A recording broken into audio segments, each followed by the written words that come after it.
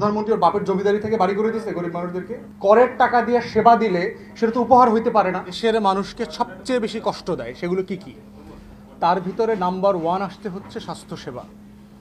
বাংলাদেশে যে যত বড় ধনী হোক, সে শহরে থাকুক আর গ্রামে থাকুক, তার যদি কোটি কোটি ডলারও তার ব্রিফকেসে থাকে, কোনো নিশ্চয়তা নাই যে সে একটা হাসপাতালে গিয়ে চিকিৎসা পাবে, কোনো নিশ্চয়তা নাই। দ্বিতীয় যে ভোগান্তির কথা আমাদের কাছে এসছে সেটা হচ্ছে গণপরিবহন। আপনি যত ধনী হন আর যত গরিব হন, আপনার 2 কোটি টাকা দামের জিপও যদি থাকে, আপনি গুলশানে রাস্তার ভিতরে আপনাকে 2 ঘন্টা দাঁড়ায় থাকতে হচ্ছে, আপনি গাড়ি চালাইতে পারছেন না। আপনার প্রতিটা ভাঙা রাস্তায় আপনার গাড়ি বাম্প করছে, ওঠানামা করছে, আপনার নিরাপত্তা নাই।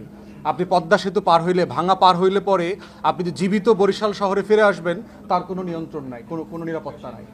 তাহলে দ্বিতীয় প্রধানতম সমস্যা আমাদের এসছে হচ্ছে গণপরিবহন শহরগুলোর মধ্যে, এবং এক শহর থেকে আরেক শহরে, এক জেলা থেকে আরেক জেলাতে। তৃতীয় গুরুত্বপূর্ণ সমস্যা যেটা আমাদের গবেষণাতে এসছে সেটা হচ্ছে আপনার কর্মসংস্থান, বেকারত্ব।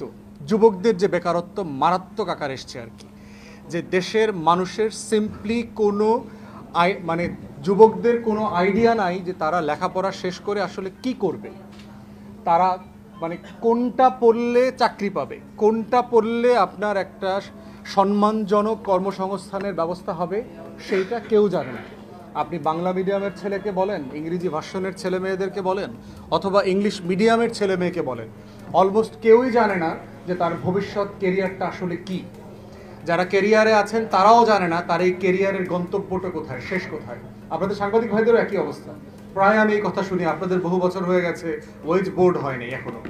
এই যে ওয়েজ বোর্ড না হওয়ার কারণে আপনাদের জীবন যে দুর্বিষহ হয়ে গেছে ইনফ্লেশনের কারণে, বিশেষ করে যারা জেলা শহরে কাজ করেন, বহু সাংবাদিক আছেন, বহু ক্যামেরাম্যান আছেন যারা বলেছেন যে শুধু ক্যামেরাটা পর্যন্ত নাকি কিনতে বাধ্য করা হয় কোনো কোনো জায়গাতে। বেতন তো দূরের কথা, অনেকে বোনাস পায়।